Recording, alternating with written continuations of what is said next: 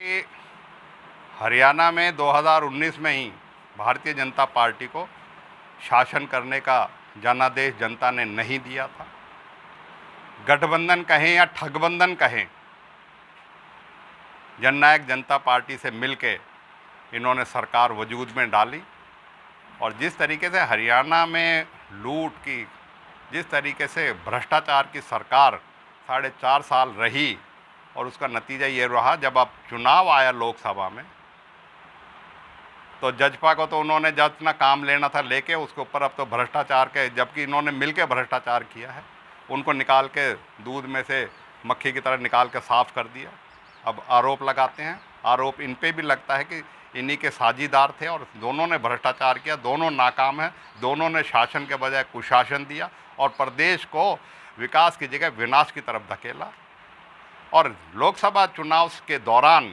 3 निर्दलीय विधायक जो भारतीय जनता पार्टी की सरकार को सपोर्ट कर रहे थे, उन्होंने सपोर्ट वापस ली और उन्होंने कांग्रेस को विपक्ष के तौर पे उनको अपना समर्थन दिया। और हमने इसी संदर्भ में 10 मई को चौधरी भूपेंद्र सिंह हुड्डा का पत्र इसी संदर्भ में कि अब हरियाणा की सरकार, मौजूदा बीजेपी सरकार अल्पमत में है, उनके पास नंबर नहीं हैं, पर्याप्त संख्या नहीं है विधायकों की कि वो शासन कर सके, इसलिए उसको तुरंत सरकार को बर्खास्त करें, बर्खास्त करके राष्ट्रपति शासन लगाए और तुरंत जो है जनादेश नया प्राप्त करें जिससे जनता अपनी ओर चुन सके। लेकिन महामहिम ने उसमें कोई नहीं किया, इसलिए फिर से 20 जून को हमने महामहिम से फिर से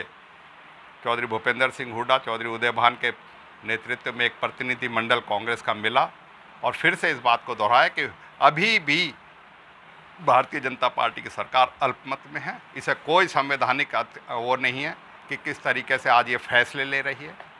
फैसले भी ले रही है वो जो कांग्रेस ने घोषणाएं कर रखी हैं जनहित की, उनको दिखाने के लिए कि हम ही उन्हें पूरा कर देंगे। मैं समझता हूँ लोग इनके इस बहकावे में नहीं आएंगे, क्योंकि अगर कुछ करना होता, 100 गज के प्लॉट देने थे तो 10 साल क्यों लोगों को, गरीबों को क्यों इतना इंतजार करवाया,